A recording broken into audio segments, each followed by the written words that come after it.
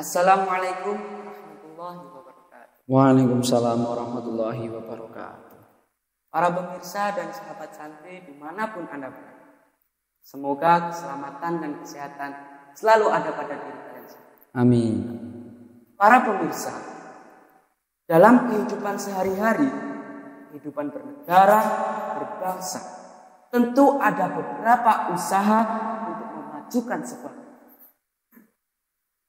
Dalam kesempatan kali ini, kita akan membahas sedikit tentang revolusi budaya dan moral dengan hubungannya tentang kemajuan dalam hidup.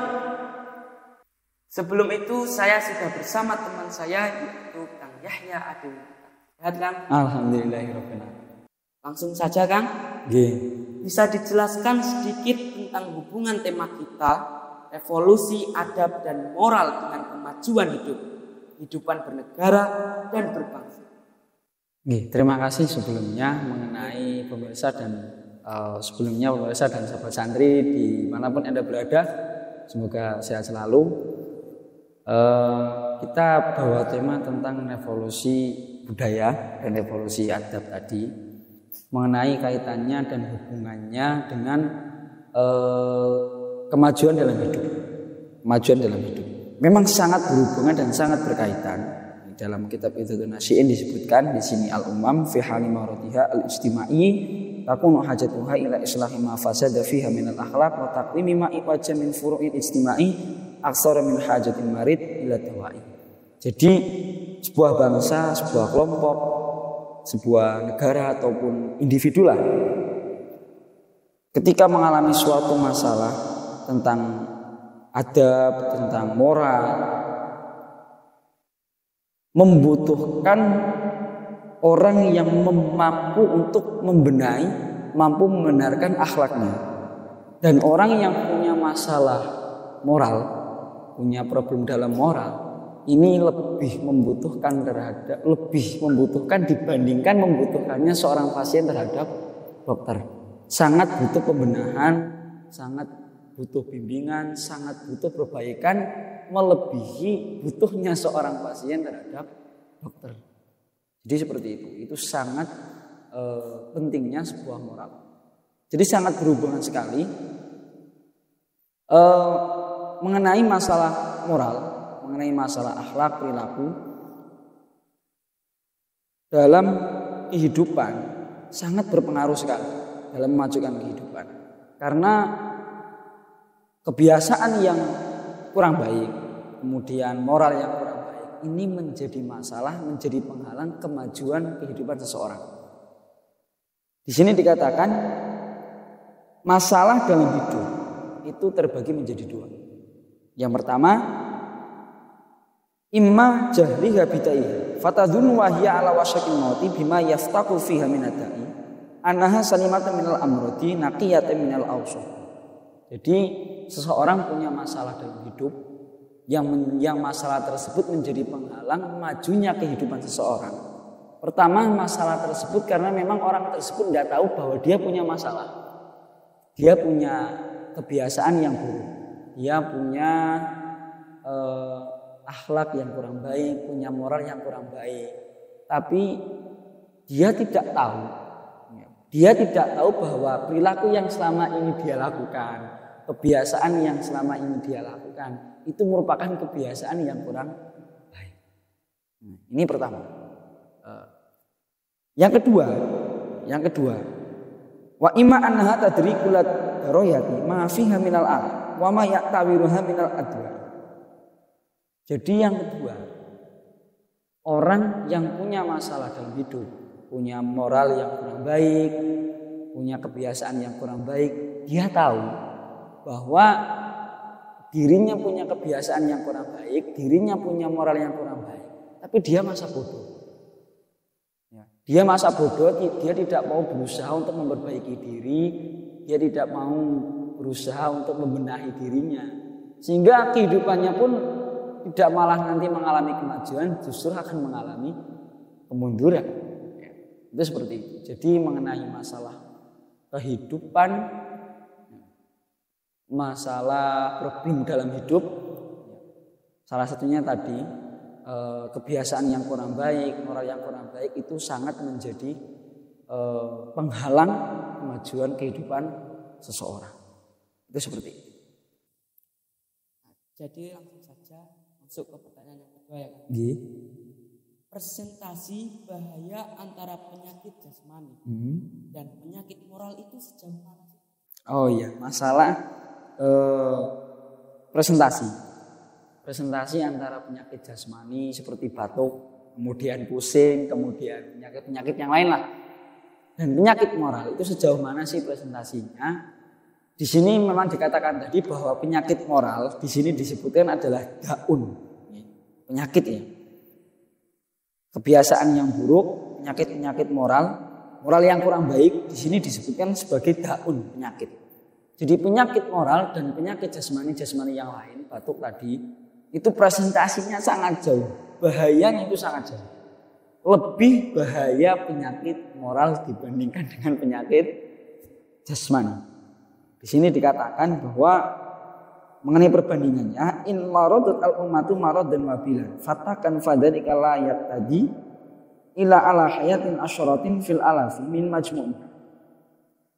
Jadi penyakit jasmani itu ketika menjangkit suatu kelompok seperti wabah, menjangkit suatu kelompok, menjangkit suatu golongan, itu nanti hanya memakan 10 korban jiwa, 10% dari semua masyarakat yang terkena penyakit. Jadi dari keseluruhan masyarakat, penyakit tersebut hanya menjangkit 10%-nya saja. Ini kalau penyakit jasmani.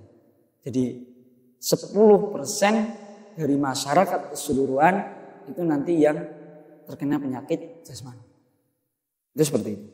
Tapi lain halnya kalau penyakit moral, penyakit rohani ya, bisa kita katakan wa in maradat istimaiyan qada maraduha ala tis'atin wa tis'ina fil mi'ah. Kalau penyakit moral, kebiasaan yang kurang baik, perilaku yang kurang baik, ini kan disebutkan sebagai penyakit ya, daun penyakit. Itu presentasinya itu menjangkit 99% dari keseluruhan masyarakat yang ada. Jadi sangat menular. Kebiasaan yang kurang baik yang diterapkan oleh satu orang, kok orang lain nanti lihat, nanti bisa saja ditiru. Nah, akhirnya nanti yang meniru ditirukan lagi oleh orang lain. Ini sangat mudah merambat, sangat mudah menular. Ini kalau penyakit rohani atau penyakit moral. Jadi sangat jauh sekali perbandingan presentasinya antara 10% dengan 99% kalau di sini dalam kitab Idzatun-Nasihin. Jadi lebih berbahaya penyakit moral. Sangat berbahaya. Itu kalau dari saya seperti itu. Jadi saya meminta solusi untuk memajukan kehidupan ini dari segala lini, baik bernegara ataupun kehidupan. Nah, kemudian tentu dari semua masalah tadi dibutuhkan adanya solusi. Di sini al-umam la tanhidu illa bitarqiyatil akhlaqi al-fadilah wasti'sali kulli khuluqin fasidin min nufusiha wa tahdhibi nidami istima'iha. Wa ma tatamalaha dzalika hana 'alaiha kullu syai'in ba'dahu kataghyiri andimatiha asiyasiyati wal iqtisadiyati wal umraniyah. Jadi solusinya adalah dengan cara kita untuk memajukan kehidupan kita merubah kebiasaan kita yang buruk, merubah moral kita yang kurang baik menjadi lebih baik. Dan tentu dalam merubah kebiasaan yang baik, merubah moral yang baik, butuh adanya ilmu. Jadi sikap yang baik, akhlak yang baik, moral yang baik itu akan bisa diterapkan oleh seseorang ketika seseorang itu sudah punya ilmu. Sudah punya ilmu, sudah punya ilmu pengetahuan, sudah punya dasar pengetahuan. Jadi tentu yang pertama harus dilakukan adalah kita menuntut ilmu. Solusinya kita menuntut ilmu dalam rangka kita membenahi akhlak-akhlak kita, dalam rangka kita membenahi moral-moral kita yang kurang baik. Pokoknya kita tuntut semua ilmu. Semua ilmu terutama tadi ilmu agama dalam rangka kita tadi membenahi akhlak kita, moral kita yang kurang baik. Tapi tidak kemudian kita menafikan ilmu-ilmu yang lain. Ilmu-ilmu umum kita kejar. Ilmu-ilmu pengetahuan umum, ilmu fisika, ilmu kimia, ilmu kedokteran dan ilmu-ilmu yang lain.